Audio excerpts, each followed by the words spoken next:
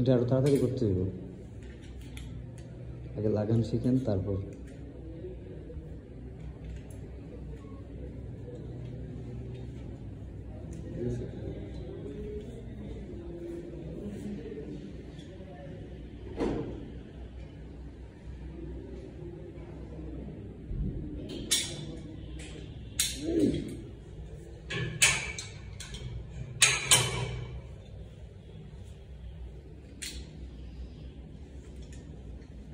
পিছন দিয়ে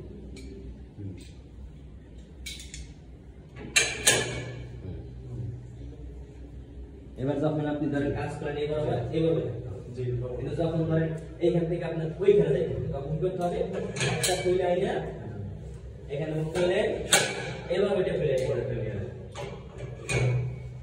এই বুঝতে পারছেন?